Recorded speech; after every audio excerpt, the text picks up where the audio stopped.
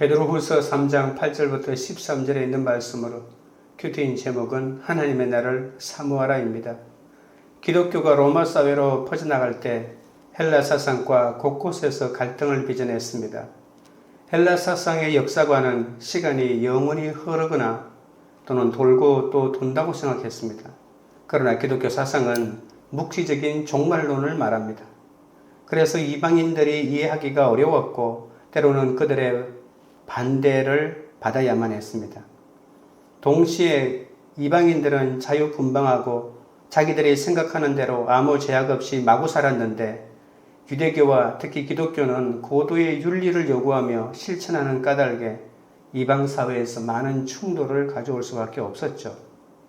사도들이 살아있는 동안에는 그들의 직접적인 권위 있는 증언 때문에 모든 어려움을 능히 이겨낼 수 있었지만 그들이 다 사라지고 지도자가 없어지고 기독교가 이방 사회로 계속 퍼져나갈 때 사상적으로 교회가 흔들리고 이방 사상에 물들거나 침해를 받는 일이 생길 수밖에 없었습니다. 그때 압도적으로 많은 이방인이 기독교 사상을 공격하고 비난했고 그래서 연약한 신자들은 이방인들의 선정과 이단적인 거짓 교사들의 말에 현혹되는 일이 많을 수밖에 없었습니다.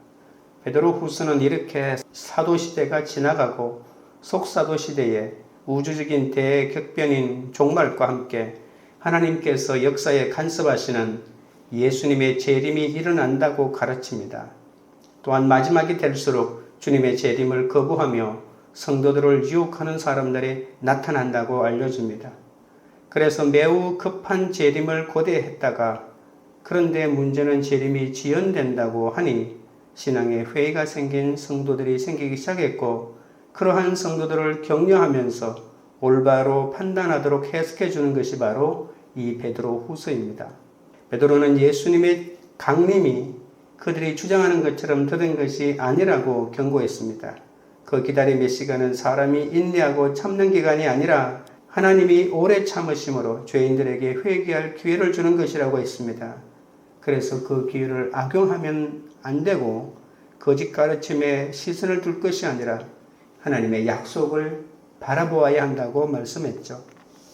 첫째는 오래 참으시는 주님입니다. 8절입니다. 사랑하는 자들아 주께서 하루가 천년 같고 천년이 하루 같다는 이 한 가지를 잊지 말라.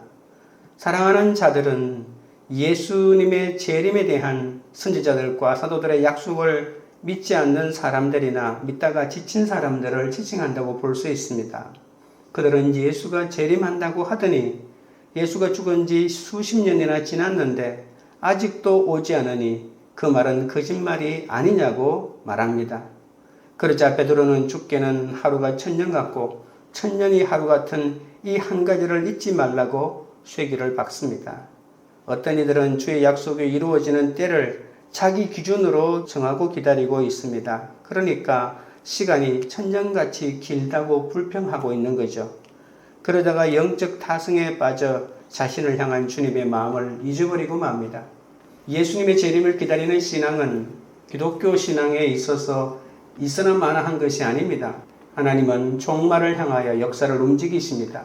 하나님은 그리스도의 발 아래 모든 것을 복종시키고 마침내 그리스도의 재림의 사건을 거쳐서 하나님 나라를 완성하십니다. 그리스도의 재림이 없어서는 안 될 중요한 사건인 것이죠. 이단자들은 자기들의 역사관에 맞추어 판단하면서 종말은 없다고 하면서 자신들의 짧고 어리석은 경험을 바탕으로 섣불리 재림을 판단하고 맙니다. 그러나 그것은 하나님을 사람의 기준으로 재는 데 속은 착각이요 오판입니다. 하나님의 수학과 사람의 수학은 단위가 다르고 차원이 다르지 않겠습니까? 우리는 곧 온다고 하면 1시간, 하루, 길어야 1년, 더 길면 10년 정도를 생각할 수는 있겠죠. 그러나 하나님께서는 하루가 천년이요 천년이 하루이기에 인간의 수 개념을 훨씬 초월하는 것이죠. 우리는 지금 예수님 부활 이후에 2000년이 지난 시점에 살아가고 있지만 하나님의 관점에서는 이틀밖에 지나지 않았다고 볼 수 있는 것이죠. 우리가 하나님의 이 시간을 염두에 두고 판단할 수 있을 때 우리는 기다림의 시간을 가질 수가 있습니다. 9절입니다. 주의 약속은 어떤 이들이 더디다고 생각하는 것 같이 더딘 것이 아니라 오직 주께서는 너희를 대하여 오래 참으사 아무도 멸망하지 아니하고 다 회개하기에 이르기를 원하시느니라. 사람들은 자기들의 척도를 가지고 하나님의 시간을 재니까 너무 길어 보여서 지루하고 답답합니다. 하지만 시간을 초월해 계시는 하나님에게는 천년이라도 순간에 불과합니다. 많은 사람들은 어떤 일을 수행할 때 계획을 잘못 세우거나 또는 수행할 능력이 모자라거나 또는 게을러서 모든 사람이 보기에 더디고 질질 끄는 것으로 보일 수가 있겠죠. 그러나 하나님은 계획을 잘못 세울 리도 없고 수행하실 능력이 모자라신 것도 아니고 게을러서 졸거나 주무셔서 일을 그르치거나 도중에 하차하시거나 그래서 실패로 끝나시지는 않는다는 겁니다. 하나님은 확실한 계획을 가지고 계십니다. 사람들이 보기에 하나님의 시간이 끄는 것 같이 느껴지겠지만 사실 하나님도 하루속히 당신의 나라가 당장 이루어지기를 고대하지 않겠습니까? 악하고 더러운 세상이 당신의 심판을 받고 아름답고 평화로운 세상이 되어 모든 사람이 행복하게 살기를 원하고 계신 것이죠. 그러나 하나님의 나라의 가장 중요한 것은 구원받은 사람들 아닙니까? 그 숫자가 채워져야 합니다. 긴 과정이긴 하지만 예수 믿고 구원받는 일들이 일어나야 하는 것입니다. 그래서 시간이 필요한 것입니다. 지금은 믿음을 안 가졌지만 시간이 지나면 신앙을 가질 사람들이 있지 않겠습니까? 그 사람들을 기다리는 것이죠. 할 수만 있으면 모든 사람이 회개하고 하나님의 자녀들이 되기를 바라는 것이 하나님 아버지의 마음입니다. 하나님의 숨은 계획과 자비스러운 마음을 알아야 합니다. 내가 구원받았으니 어서 주님이 재림하셔서 나와 같이 낙원에서 잘 살면 좋겠다는 생각은 너무나 이기적인 생각일 수가 있습니다. 하나님이 약속하신 회복과 구원은 내가 원하는 때에 이루어지지 않습니다. 이것은 나를 괴롭히려 하는 것이 아니죠. 하나님의 행동은 더딘 것처럼 보이나 절대 지체하지 않으십니다. 지체하는 것처럼 보이는 것도 내 죄를 회개할 때까지 오래 참아주시는 하나님의 사랑입니다. 하나님은 죄인인 인간들에게 회개와 구원 얻을 기회를 다시 주기 위하여 심판을 미루고 계십니다. 하나님은 절대로 무관심하거나 지체하시는 것이 아니라 회개와 파멸에서 벗어날 기회를 다시 한번 주기 위하여 보류하고 계십니다. 주님이 나를 힘든 사람과 상황에서 빨리 건져주지 않고 그대로 두시는 것이 바로 주님이 오셔서 구원해 주셔야 하는 죄인이 곧 나임을 깨닫고 회개하기를 기다리시는 주님의 섭리입니다. 적용 질문 드립니다. 구원의 약속이 드디어 이루어지는 것 같은 상황에서 내가 인정하고 돌이켜야 할 나의 죄악은 무엇입니까? 둘째는 도둑같이 올 주의 날입니다. 10절입니다. 그러나 주의 날이 도둑같이 오리니 그 날에는 하늘이 큰 소리로 떠나가고 물질이 뜨거운 불에 풀어지고 땅과 그 중에 있는 모든 것이 드러나리로다. 예수님이 재림이 상당히 늦어진다고 생각하면 마음이 해이해지고 관심도 없어지기가 쉽습니다. 그래서 베드로는 예수 재림의 두 번째 성격을 말해줍니다. 주의 날이 도적같이 오기 때문에 아무도 그날과 그 시간을 모른다고 합니다. 갑자기 들어닥친다는 것이죠. 인간은 아무도 그 시간을 모르기 때문에 다만 긴장을 풀지 말고 언제나 준비태세를 갖추고 있어야 합니다. 도둑은 아무 조짐이나 예고 없이 찾아와 우리에게 피해를 줍니다. 그러나 예수님의 재림은 이보다 더 갑작스럽고도 결정적입니다. 주님은 우리가 생각지도 못한 때에 오셔서 번복할 수 없는 최후의 심판으로 구원과 멸망을 결정하십니다. 그때에 먼저 하늘이 큰 소리로 떠나간다고 말합니다. 헬라인들의 생각대로 이 우주는 영원토록 그대로 굴러가고 존재할까요? 아닙니다. 하늘이 요란한 소리를 내면서 사라질 것이라고 합니다. 예수의 재림은 돌발적인 사건일 뿐 아니라 우주적인 격동과 격변이 일어납니다. 하늘이 사라진다는 것은 하나님과 사람 사이에 막고 있던 벽이 사라지고 하나님과 인간의 직접적인 왕래의 길이 열린다는 뜻입니다. 하늘이 사라진다는 말을 천문학적인 의미로 해석할 필요는 없는 것이죠. 두 번째는 물질이 뜨거운 불에 풀어진다고 했습니다. 물질이라고 하는 말은 물질 세계를 구성하고 있는 요소들을 말합니다. 헬라 철학은 물질 세상이 물이나 불과 같은 원소로 만들어졌다고 생각했습니다. 종말에는 물질세계의 원료인 분자나 원자가 완전히 하나님의 사역으로 하게 되면서 재창조가 이루어진다는 뜻으로 보아야 합니다. 요한계시록 21장 5절에 보면 보라 내가 만물을 새롭게 하노라고 하지 않았습니까? 세 번째는 땅과 그 중에 있는 모든 일이 드러난다고 합니다. 하늘과 원소들이 다 타버리는 끔찍한 상황에서도 사람은 남아있어야 합니다. 사람은 하나님의 형상으로 창조된 존재로서 종말에는 죽었던 자들마저도 다 다시 살아나지 않습니까? 사람이 존재하는 땅은 사람과 함께 남아있을 수밖에 없습니다. 모든 것이 사라질지라도 땅에서 사람들이 행한 모든 업적은 잘한 일이든 잘못한 일이든 마침내 드러나게 됩니다. 사람이 한 일이 종말과 함께 다 없어져 버린다면 하나님이 심판할 근거가 없고 그 심판할 사람이 없어지지 않겠습니까? 행한 대로 갚으신다는 하나님의 원칙에서 이것은 벗어나는 일이죠. 땅과 그 안에 있는 것들은 파멸과 소멸의 대상이 아니라고 볼 수가 있습니다. 주의 나라는 나를 지켜준다고 여겨 내가 하늘처럼 떠받들던 대상이 사라지고 내 힘이라고 여기던 물질도 없어지며 아무도 모르게 숨겨오던 모든 일이 드러납니다. 따라서 하늘과 물질과 땅을 의지하는 세상 가치관을 버리고 그날의 주인이신 예수님을 따르는 말씀의 가치관을 갖는 것이 주의 날을 준비하는 길입니다. 적용 질문 드립니다. 요즘 내가 하나님 외에 하늘처럼 떠받들고 물질처럼 의지하는 대상은 무엇입니까? 주의 날이 도둑같이 임할 것을 확신합니까? 셋째는 우리에게 마땅한 일입니다. 11절입니다. 이 모든 것이 이렇게 풀어지리니 너희가 어떠한 사람이 되어야 마땅하냐?